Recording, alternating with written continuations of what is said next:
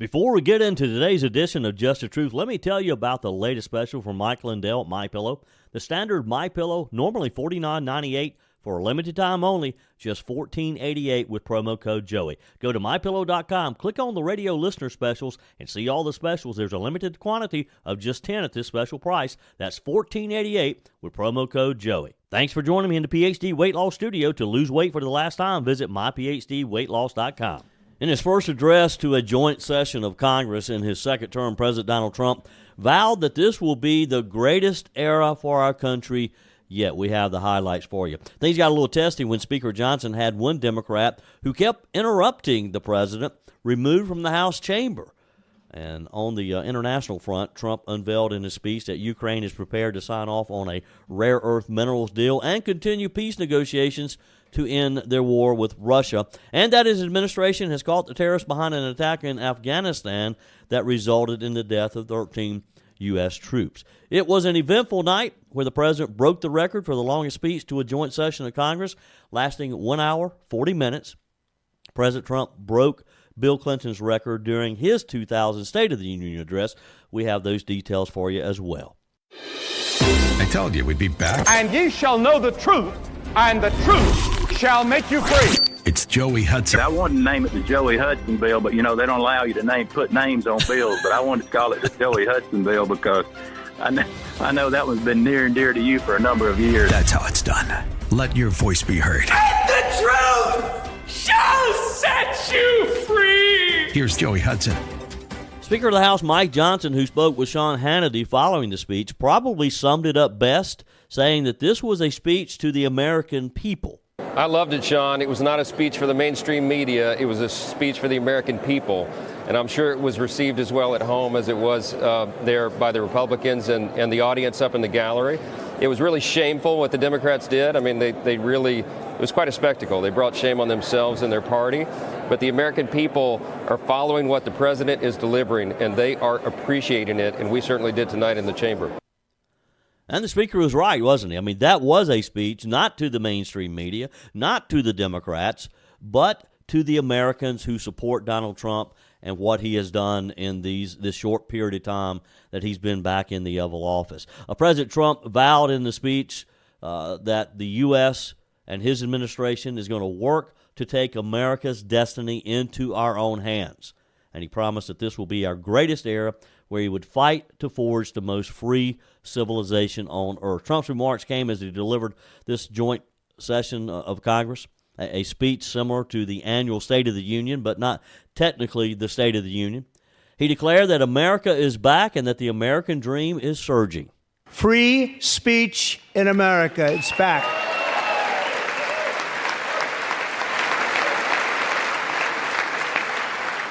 And 2 days ago, I signed an order making English the official language of the United States of America.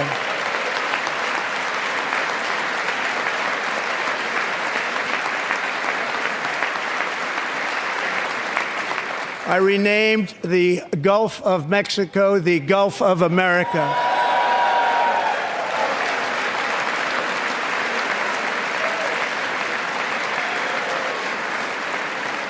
And likewise, I renamed, for a great president, William McKinley, Mount McKinley again. Just a couple of the revelations made to us last night. The speech was just packed full of moments like that. He unveiled in his speech that Ukraine is prepared to sign off on this rare earth minerals deal, a deal that they seemingly were willing to walk away from on Friday, when their president pretty much tried to shout down, to stare down the president and vice president of the United States. Trump says that he received a letter from Zelensky just prior to the speech.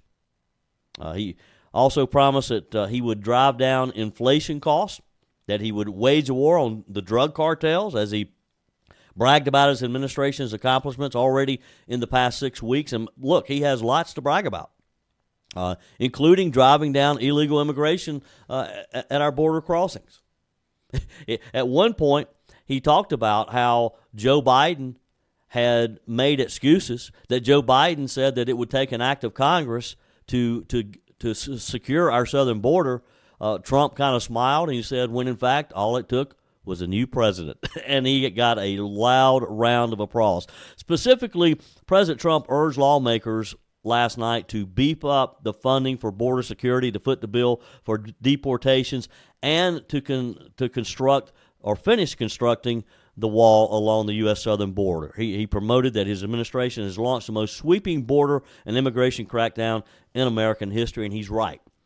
Trump said that the cartels are waging a war on our country, and it's time for America to wage a war on the cartels, which that is exactly what we're doing. Trump said that he sent Congress a detailed funding request laying out how he wants to eliminate threats and carry out the largest deportation operation in American history, saying, Americans expect Congress to send me this funding without delay so I can sign it into law, urging Speaker Mike Johnson, who was, of course, standing behind him, and Senate Majority Leader John Thune, who was sitting directly in front of him, to pass this measure so that he could sign it into law quickly.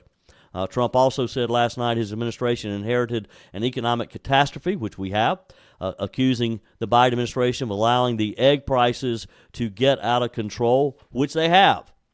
He said among the very highest priorities is to rescue our economy and get dramatic and immediate relief to working families. He said, as president, I'm fighting every day to reverse this damage and to make America affordable again. He repeated his desire to not tax tips, to not tax Social Security, and he talked about how he's going to work hard through tariffs and other means to get inflation under control, but to reduce the taxation burden on the average American. Of course, tariffs have been the topic of discussion these past few days. President Trump has defended his new tariffs. Canadian Prime Minister Justin Trudeau announced yesterday that Canada would slap tariffs on more than $100 billion of American goods, and Mexico's President Claudia Sheinbaum said Mexico will unveil its own retaliatory tariffs on Sunday. We'll wait and see. Americans remain somewhat split along party lines regarding the outlook of the economy next year. 73% of Republicans said they expect the economy to improve a year from now. 64% of Democrats said they predict the economy will worsen. This according to a Pew Research Center survey that was just released. Trump also said that he would continue to work to end the war in Ukraine following Russia's invasion in 2022. He talked about the visit last week with Zelensky. He talked about negotiations that will continue over the mental agreements and other things that they had talked about. And Trump said that he received this letter, again, from Zelensky, stating that Ukraine is ready to negotiate and resume the peace talks. Trump said it's time to end this senseless war, noting that it's important to talk to both sides to end the wars. Special guests who attended last night's address included Trump's border czar, Tom Homan. You could see him sitting there very proudly when Trump would talk about something at our borders. Also, the former acting Immigration and Customs Enforcement Director, Noah Argamani, who suffered captivity from the Palestinian militant group Hamas after the attack on October the 7th. You had hockey legends Buzz Snyder, Rob McClanahan, who were inducted into U.S. Hockey Hall of Fame in 2003 and were part of the U.S. hockey team that defeated the Soviet Union in the 1980 Olympics.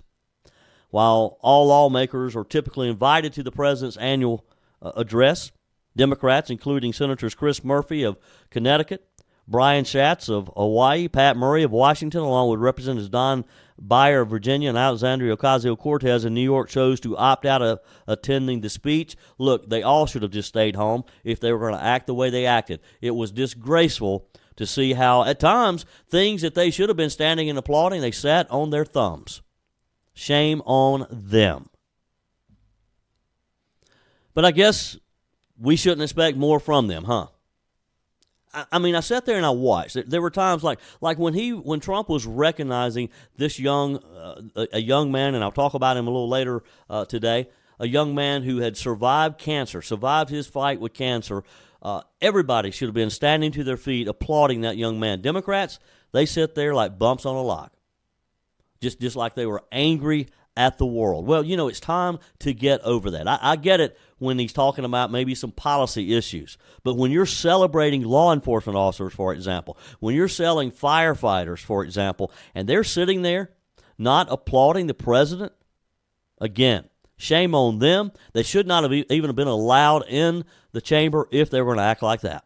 Hi, Joey Hudson here. This spring there's a renewed energy and focus on efficiencies, and shaking up unhealthy habits don't serve us well. There's so much chatter about making America great again, but it starts in your home with you being the best, healthiest version of yourself. And PhD Weight Loss is doing their part, because for the first time ever, the first 11 callers get 2 free weeks added to your weight loss program. That is huge. PhD's out to prove that you don't need Big Pharma to reach your goals. It just creates dependency, not long-term change. Dr. Ashley Lucas researched weight loss trends for years and discovered a scientifically proven way to retrain your body to burn fat efficiently without hunger, extreme exercise, or dangerous medications. PhD clients watch their belly fat disappear, their energy skyrocket, cholesterol and blood pressure normalize without starving themselves. I lost over 30 pounds and I've never felt better. So call now and mention promo code Joey for my 2 weeks for free with my program. Call 864-644-1900. That's 864-644-1900, or go to myphdweightloss.com. So did you watch the speech last night, or did you just wait for today, knowing that I was going to watch it so you didn't have to? I told you yesterday that I would watch it like I always do, but I also suggested that maybe last night's speech was one that you actually wanted to watch yourself. I hope you did, because it was a great speech. It was fun to see Donald Trump, first of all, addressing another joint session of the U.S. Congress. It was fun, though, to hear his optimism for where our country is headed. It was fun to learn of a lot of the stories of some of the people who were in the gallery last night. I'm going to share some of those with you in just a few minutes. It was just a good night. And even though the Democrats tried to steal it, Trump didn't let them. Speaker Mike Johnson didn't let them. The members of the GOP House and Senate didn't let them. At times, they just shouted them down as well. They'd start chanting USA, USA, or Trump, or something. Now, things did get a little testy. The height of the Democrats' disrespect came when Speaker Johnson had to momentarily take the room back from the president to gavel them to order. Shortly into Trump's speech, Democrat Representative Al Green stood up and began shouting at the president and waving that cane. You know that cane he has that he walks with? He's literally waving the cane at the president. Now, I was waiting for Secret Service to take the cane away from him. Being a member of Congress, I guess he can get away with that. Speaker Johnson gave him a warning, kind of looked at him. You could even tell members of his own party were sitting down behind him thinking, hey, guy, sit down and shut up. You're making a fool out of all of us. He didn't care. So at one point, finally, Speaker Johnson stopped warning him and asked the Sergeant-at-Arms to remove him from the chamber. Here's the exchange. Members are directed to uphold and maintain decorum in the House and to cease any further disruptions. That's your warning.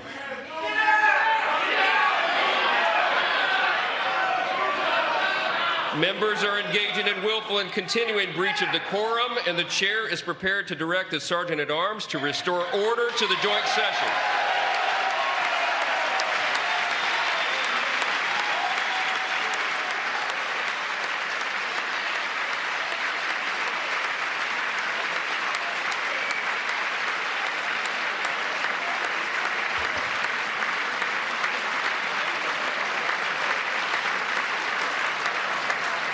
Mr. Green, take your seat. Take your seat, sir. Take your seat. Finding that members continue to engage in willful and concerted disruption of proper decorum, the chair now directs the Sergeant-at-Arms to restore order. Remove this gentleman from the chamber.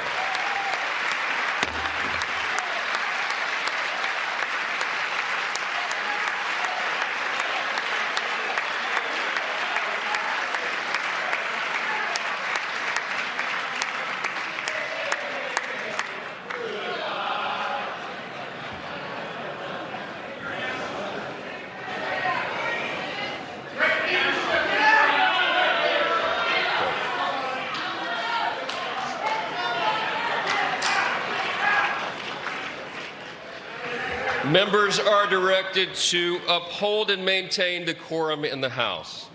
Mr. President, you continue. Thank you. Now, these are adults. These are adults who are supposed to be the leaders of our country, and they're acting like this. Multiple Democrats caused a number of disruptions before and during President Trump's speech, despite calls from many of their own party to ask them not to do so. As you heard, Speaker Johnson ordered the Sergeant-at-Arms to remove Mr. Green from the chamber, and he was. Green, of course, one of Trump's most vocal critics. He's already filed impeachment articles against Trump over what he called the ethnic cleansing in Gaza. Earlier in the day, we're told that some Democrats warned that antics during the speech should be avoided, including former Kamala Harris.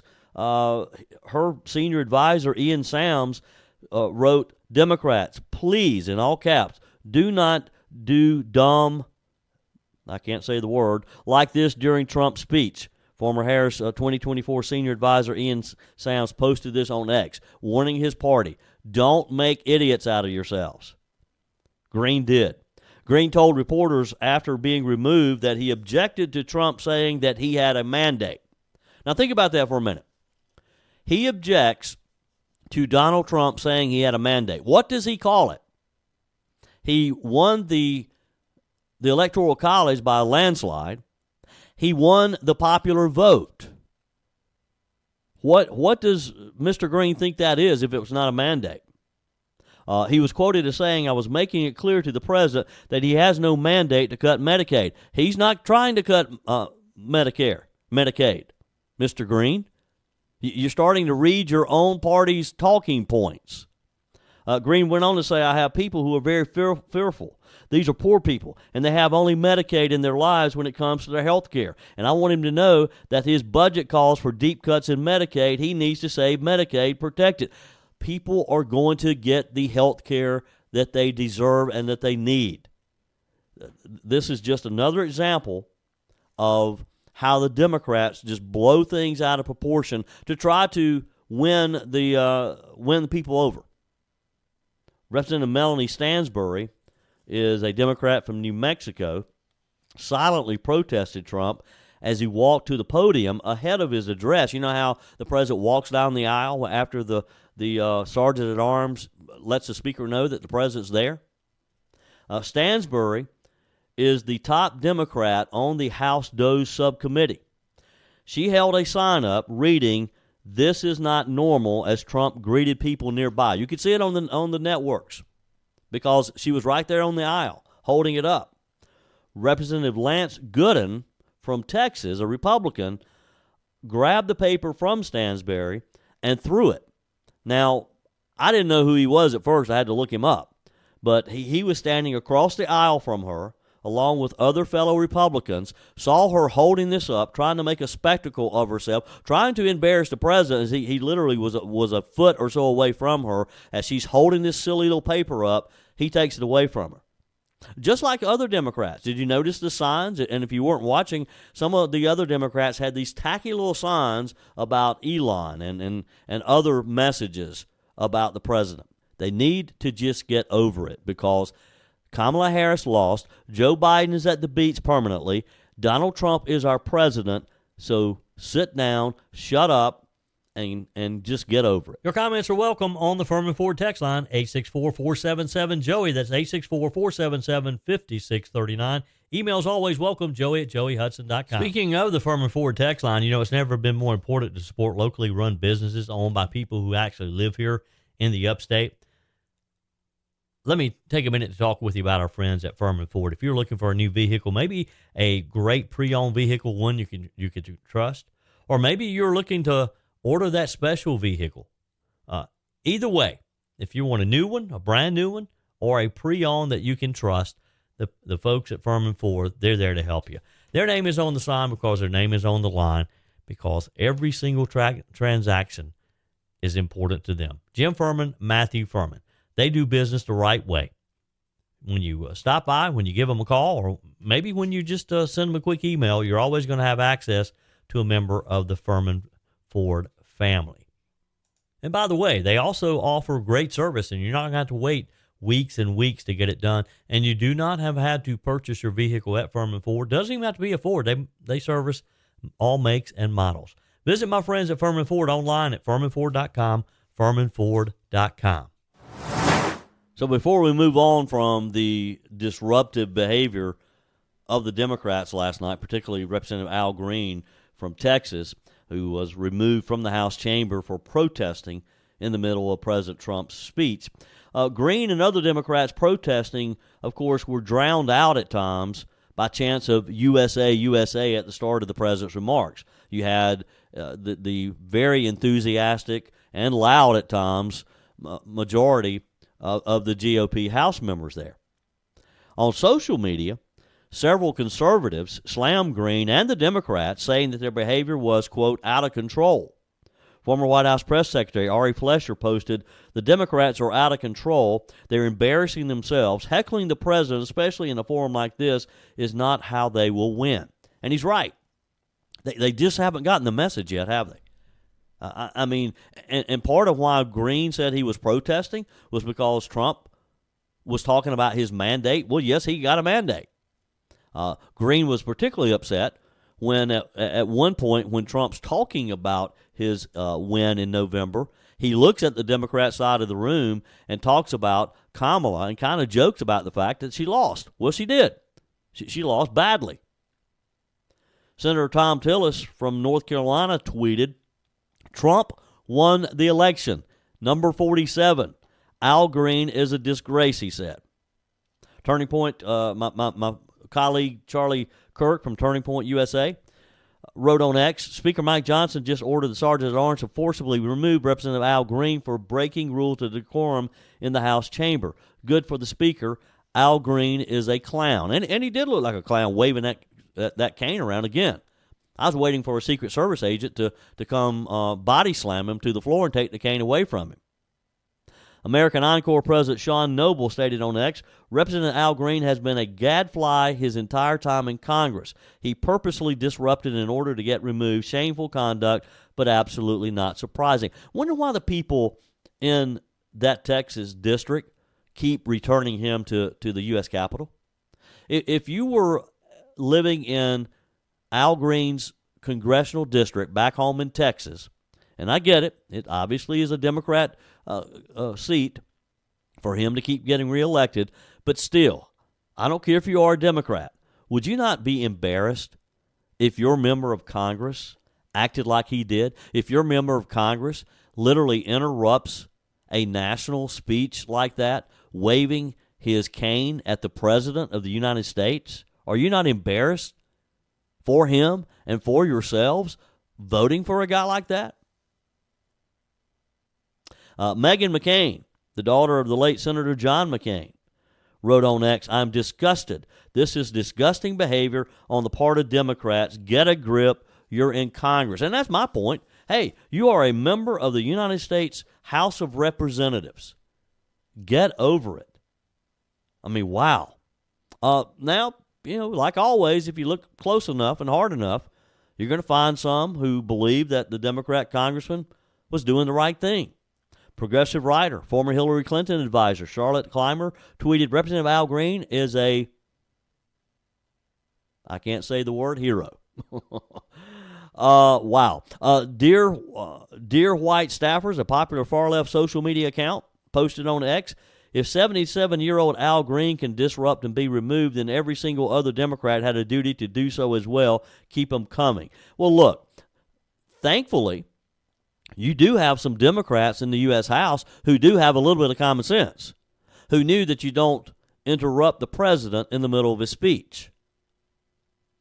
Speaker Mike Johnson, again, asked the Sergeant at Arms to escort Al Green out as he was being disruptive. And look, there was no sign that he was going to change. He had been standing up about the entire speech anyway, waving that silly cane of his.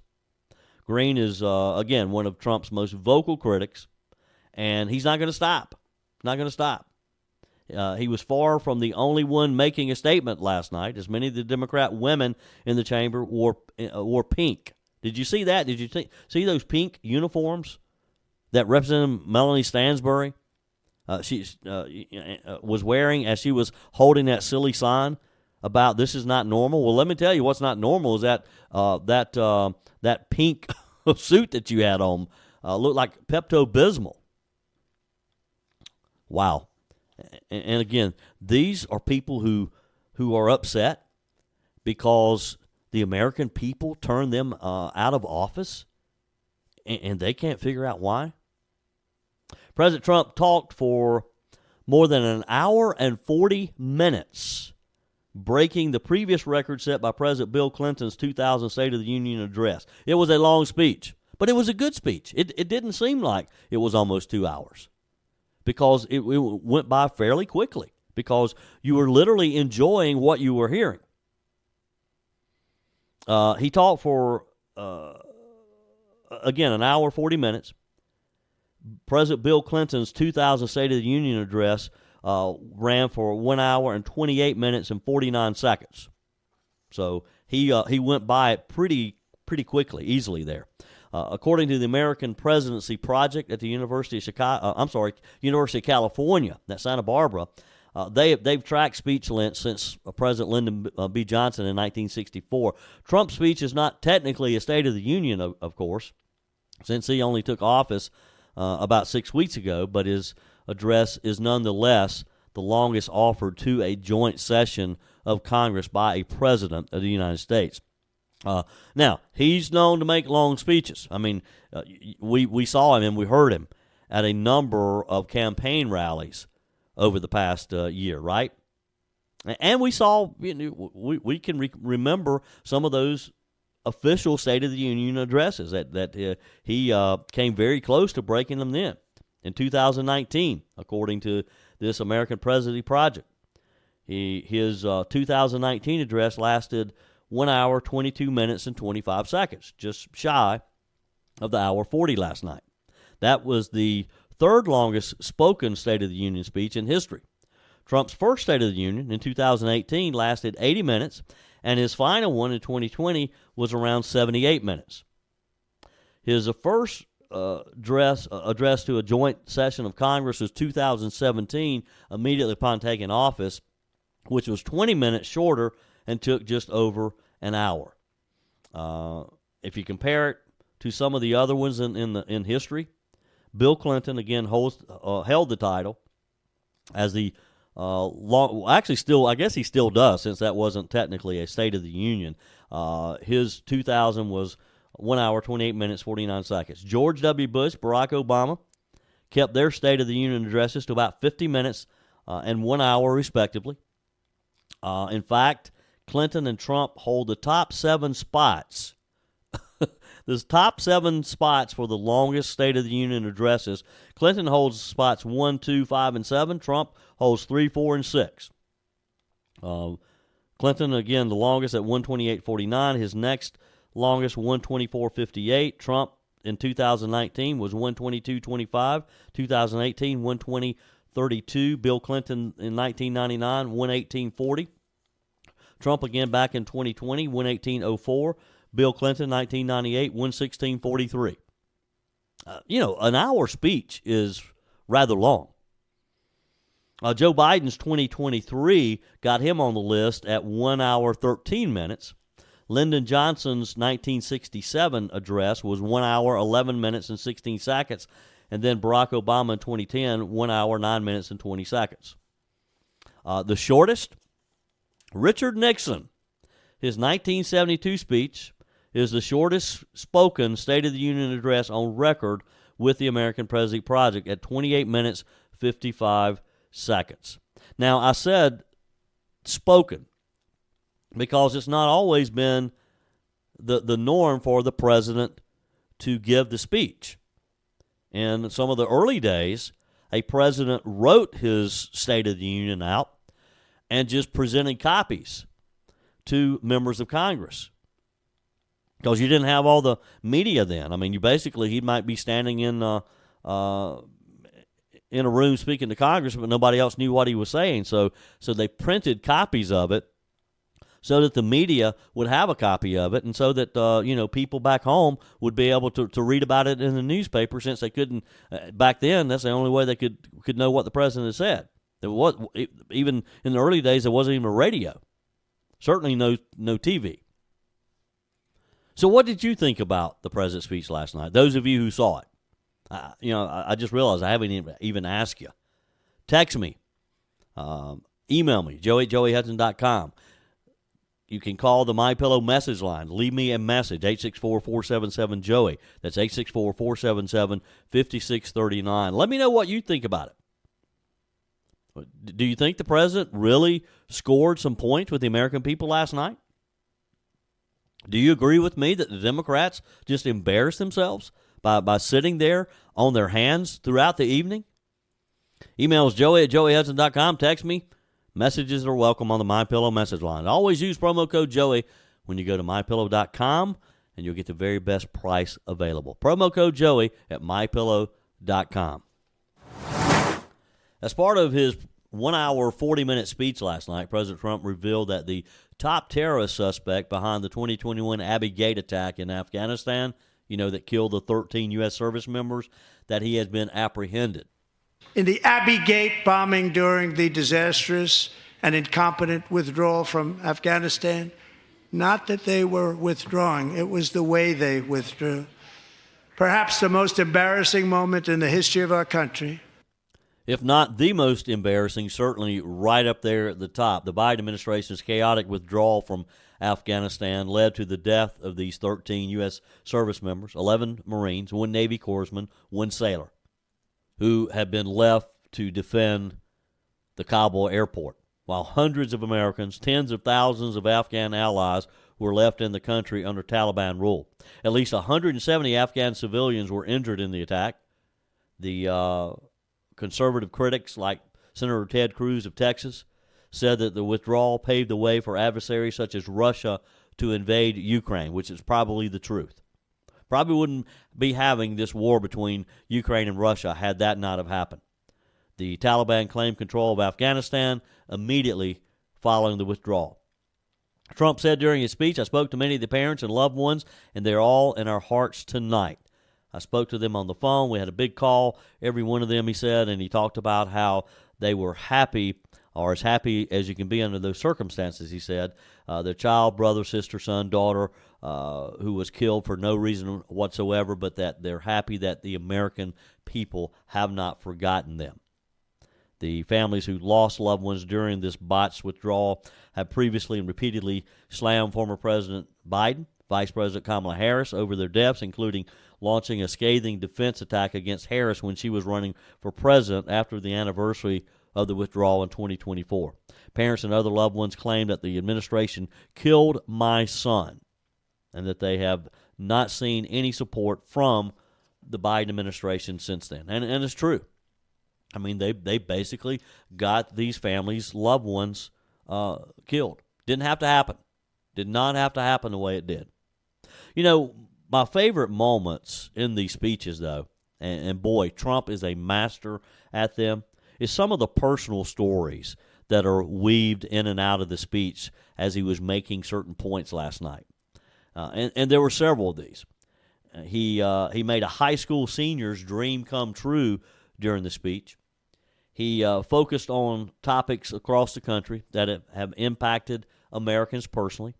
He was talking about a young man named Jason Hartley, whose dream is to carry on the family legacy of service by joining the U.S. military. Now, this Hartley's father, his grandfather, and his great-grandfather all served the country in the military.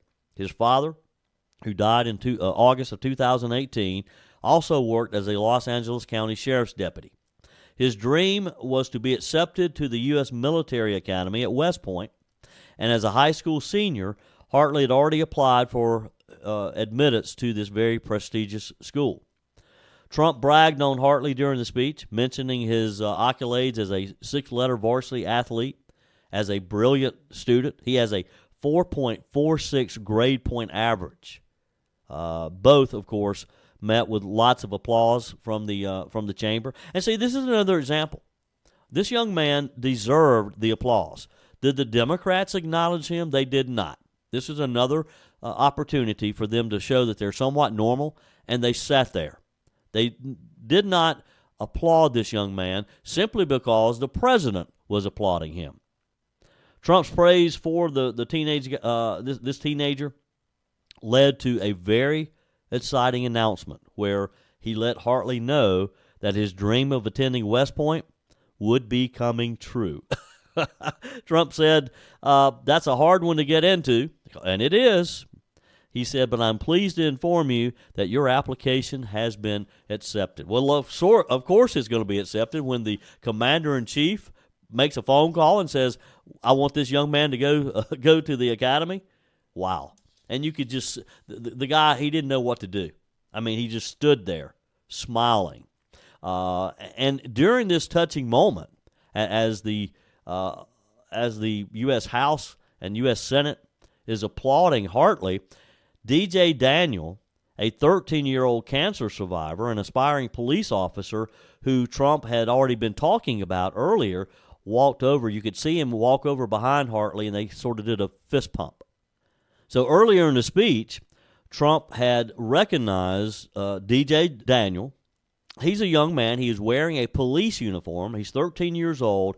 At the age of 8, he was diagnosed with terminal cancer. Not supposed to have been there last night. Here's the president as he recognizes DJ Daniel. In 2018, DJ was diagnosed with brain cancer. The doctors gave him 5 months at most to live. That was more than 6 years ago.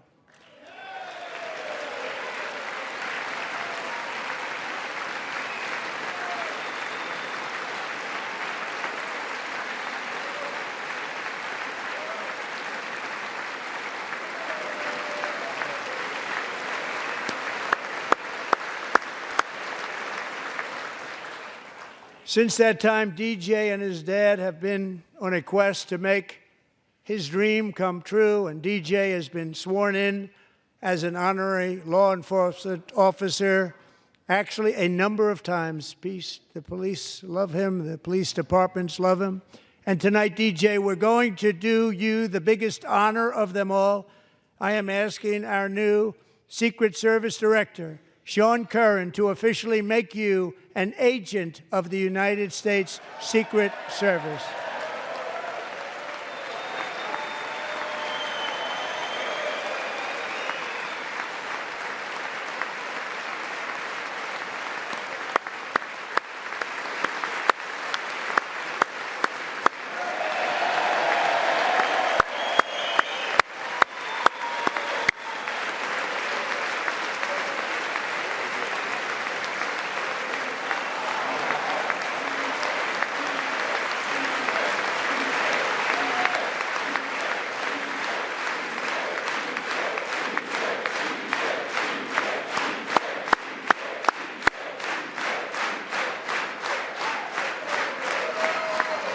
Thank you, DJ.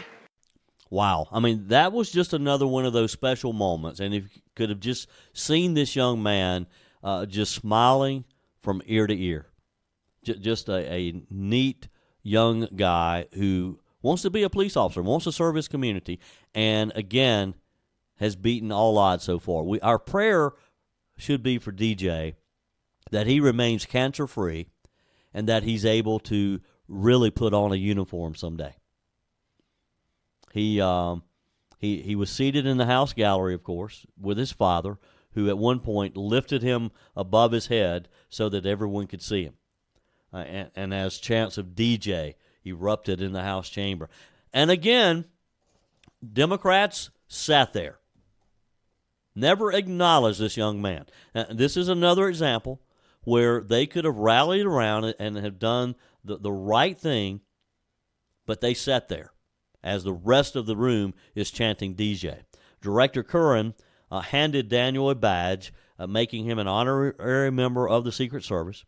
Daniel proudly waved the new badge around with a stunned look on his face. I wish you could have seen his face when the president announced, I'm going to make you a I'm going to make you deputize you as a Secret Service agent. His eyes just got real big when he realized what that meant. After this, of course, Trump pivoted to discuss Secretary of Health and Human Services Robert F. Kennedy Jr.'s mission to get toxins out of the environment, poisons out of our food supply to keep our children healthy so that there are not other DJ Daniels out there getting cancer at such a young age. It was a great speech. A great speech. That's it for today's edition of Just the Truth. Thanks for joining me in the PhD Weight Loss Studios. To lose weight for the last time, visit myphdweightloss.com. If you haven't joined my mailing list yet, visit my website, joeyhudson.com. Click on the Connect with Joey button so that you can receive our emails and the most up-to-date news. Also, join me on my YouTube channel. Be sure and like, comment, and subscribe. Just search for Joey Hudson. As always, thanks for spending a few minutes of your day with me. Do me a favor and forward this episode to a few friends. Just click on the share button and send to your contacts. We need to build an army of conservatives to win our country back, and we can do that by continuing to share the truth with our friends and family. Keep those comments coming via the Furman Ford text line 864-477-JOEY. Email to joey@joeyhudson.com, and I love your messages on the MyPillow message line. Again, that's 864-477-JOEY, 864-477-5639. Be sure and take advantage of the MyPillow special, just $14.88 on the standard MyPillows when you use promo code Joey. Order online at mypillow.com or call 800-893-4053. We're back again tomorrow and hope you'll plan to join us. Until then, remember, God's got this. He's still in control.